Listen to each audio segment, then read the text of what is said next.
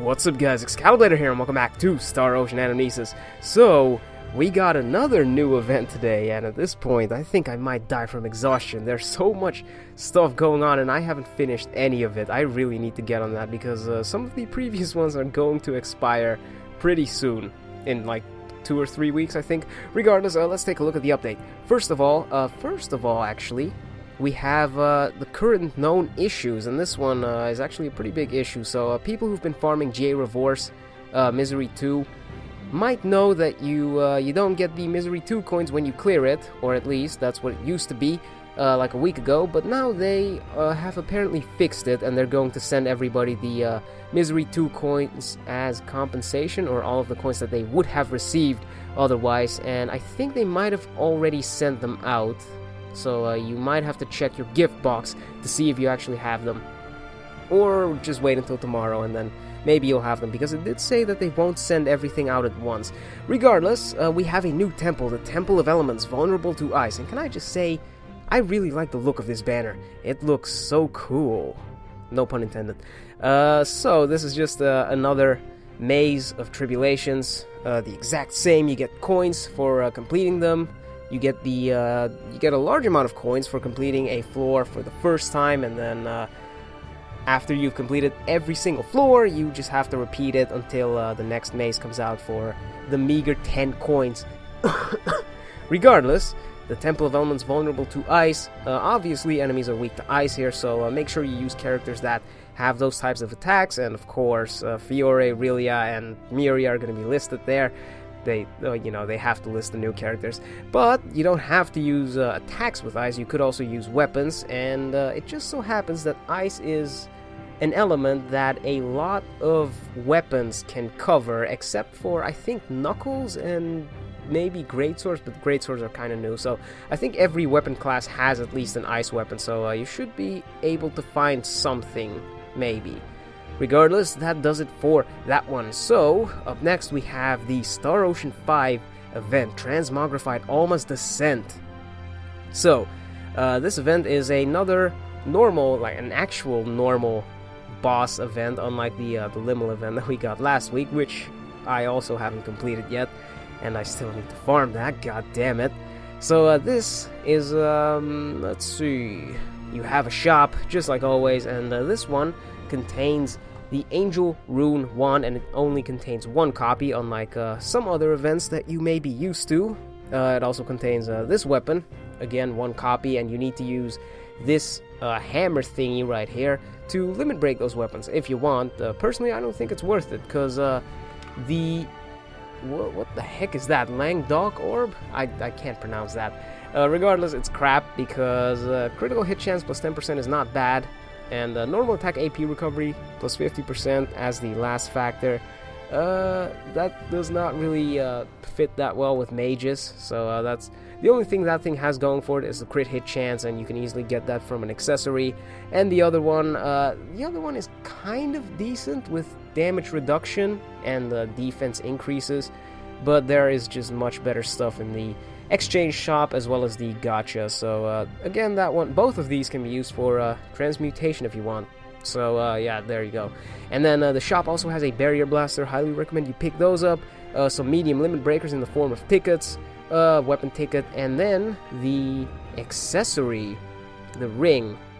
Alright, I'm back. So, the ring, all it does is reduce your AP cost by 5%, which is, that's all it does, and that's pretty much the exact same thing that the Christmas reindeer accessory got, that we got from the Christmas event, except that one also has health recovery, so you have no reason to use this over the reindeer. So if you want the AP cost reduction, go with the reindeer.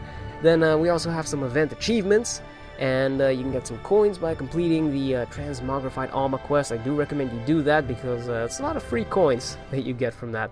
Oh, also the staff, you can get that one from the exchange shop, whereas the orb, you can get that from the event achievement. So if you want that, you have to do the achievement. Obviously, you have to do that to even progress in the event, so you'll get it automatically. Regardless, you also get some small limit breakers for completing it 40 times. I don't think I'm going to do that. It's not that difficult, so you could just auto it, I think. Maybe. Depends on what character you're going to auto with. Make sure they're max limit broken, by the way. Alright, and then some stamps. Yeah, could always use more stamps. Amazing. So, then we have Transmogrified Alma. He's a divine enemy, so if you have any divine weapons, make sure you use them. He's also weak to dark, so dark weapons, weapons that increase dark damage or imbue your attacks with dark, and do more damage against divine are amazing here, as well as int attacks, which is it's kind of something new, I guess. Specific types of attacks, I don't know, just use int attacks and you can do more damage to him. And rages after 7 minutes, which is kind of normal for Misery 1 bosses, and it says right here that he places a field that debuffs players. I'm pretty sure they mean the movement rate reduction fields and the rush gauge reduction fields, as well as an HP reduction field, so that's kind of interesting. He can do a lot, so I'll have to look into that. Regardless, obviously they're going to list Fiore and Relia, pretty good. So Fiore is actually really good for this one, so if you have her, or if you're going to pull for her, she can actually be useful here. So, I think that about does it for that, so now we can take a look at the new weapons. Sweet. Let's go to the gacha. So as always, we've got 3 different types of banners. There's the guaranteed one, which if you want one of these weapons, definitely throw a pull at that. Then you have the step-up draw, which again, if you want one of these weapons, you might want to do that. And then you have the normal one, which you basically have no reason to do that. But let's take a look at the weapon. So first up, we have the black-geared globe, and it's an orb. And we only have like 2 orb users, I think. We'll get more in the future, but... So, this orb increases dark damage dealt by 40% and increases your damage dealt to divinities, which, hey, look at that, that works really well against Alma. Crit hit chance plus 10% and crit hit damage plus 10%, and at max limit break, you unlock the 3rd factor that gives you an 80% chance of surviving a lethal attack at 20% HP or more. So this is really freaking good. If you're planning on using orb characters and they have dark attacks, you might want to try to pick this thing up because it's going to serve them very well. But if you're not planning on using orb users, then obviously you can just leave this one be. But it's incredibly good. I highly recommend you pick it up. And then we have the Dreaming Bear Staff. Increases HP by 20%, 80% chance of surviving a lethal attack at 20% HP or more, and last factor unlocked at Limit Break 5, aka Max Limit Break, reduces AP cost by 10%. Also has a really good instat to it, but it's not that important. So this one is mostly meant to be used with healers, like Relia. It makes them a bit more bulky with the guts and the HP increases. But there's also another weapon in the gacha, the Santa Bunny Rod, which, if I recall correctly, increases light damage. It also gives you a better guts, because it procs at 10% HP or more. So that's a lot easier to proc. And when that thing's max limit break, I think it's limit break 5, you unlock the 3rd factor that gives you anti-flinch casting. So basically you can cast without having to worry about getting hit, and that's a lot better than this thing. So if you have the Santa Bunny Rod, you might want to invest in the max limit break with your magic hammers. That is, if you're planning on maining staff users in the future. But this thing's not half bad if you're planning on using healers. But if you're going to use offensive characters that use staffs, you might want to grab something else. Alright, then up next we have the campaign character draw with the 2 new characters, Fiore and Relia. And before I take a look at them, I should say that they're not limited, so you always have a chance to pull them from any banner. So if you don't desperately want them now, you might want to wait until there's another limited banner that you want to pull on so that you can get them. Okay, so first up, we have Fiore. Her first talent increases her own int stat by 25%. Her second talent causes no flinching during symbol invocation, which means you can cast without having to worry about getting attacked or interrupted by enemies, and it also increases the int by 20% for the entire party. Her third talent increases attack and int damage dealt by 15% when your skill chain is at 3 or more for the entire party, and her last talent reduces Fiore's AP cost by 60% when her skill chain is at 3 or more, and also reduces her casting time by 30%. And then her Rush Final Dystopia reduces the defense of all enemies by 40% for 20 seconds, also has a 3500% multiplier. She's got 2 attacks that have an ice element and 2 attacks with a dark element, and they have some really good multipliers to them and some good hit counts. So Fiore is I guess the first main buffer for int parties.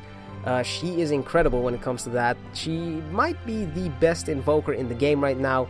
Definitely puts up a good fight with Sophia, but Sophia is more offensively oriented, whereas Fiore is more buff oriented.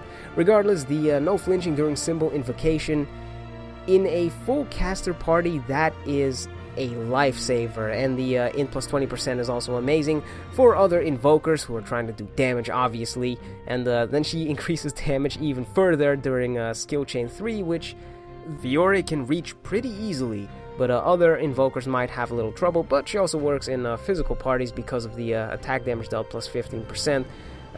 Works really well with Winter Fidel because of how quickly he can reach his skill chains, although Winter Fidel does buff attack damage himself, but he needs the hit count. Regardless, she also reduces her own AP cost, which is amazing for doing more damage, so she can do damage. She also has a really good instat, by the way. I didn't look at this, but it's sitting at 3400, which is pretty decent. So she can do damage, she buffs everybody else, and she's kind of a must-have if you're planning on running invoker parties, right now at least. Alright, and then we also have Relia, who increases AP recovery speed by 50% at 100% HP. She also has a 5% HP recovery every 3 seconds for the entire party. She nullifies the fields, that's kind of really situational, and then she also decreases her own invocation time by 50%. And then with her Rush, she increases single target damage dealt by 30% and further increases her HP recovery, or she makes it stronger, up to 15% every 3 seconds for a full 20 seconds for the both work for the entire party for 20 seconds. And then obviously she has the heals, and she also has Brute Enlightenment, which raises int for every character, so that's pretty amazing for 20 seconds, by the way. And hold on, I need to see this. I need to see if they fixed it. No, of course not. Of course it's still like that. God damn it.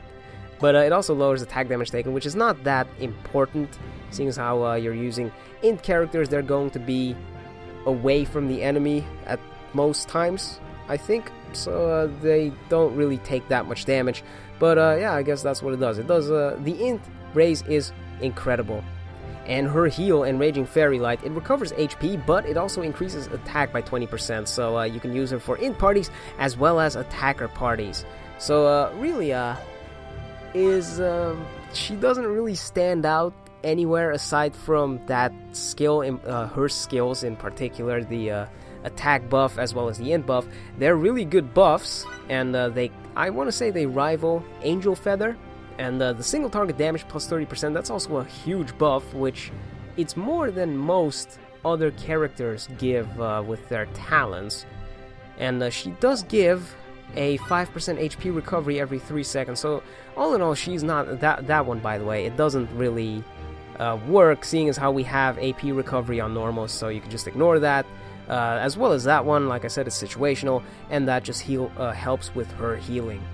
All in all, she's not too bad. Like, even if you only bring her for that attack buff or the int buff or the single target damage buff, she can still do work. She's not gonna do much damage, but yeah, I guess you can make her work. She's definitely one of the better healers that we have right now. So basically, both of these characters are really good if you're planning on running invoker parties. Fiore is kind of what you want to pick up right now. Then again, I guess that most of the time you're going to be playing multiplayer anyway, so you don't really need a full party of anything. You only need one character, so if you don't want the main Fiore, then you don't really have a reason to pick her up, I guess, and you just have to hope that you get into a party with another Fiore. But yeah, basically they're both kind of good, so if you want to pull for them, like I said, they are non-limited, so they do stay in the pool. You can pull for them if you want, though. It's not a bad investment. Regardless, I think that about does it for this, so Hope you guys enjoyed that. Hope that was helpful, and I guess I'll see you all next time. Peace!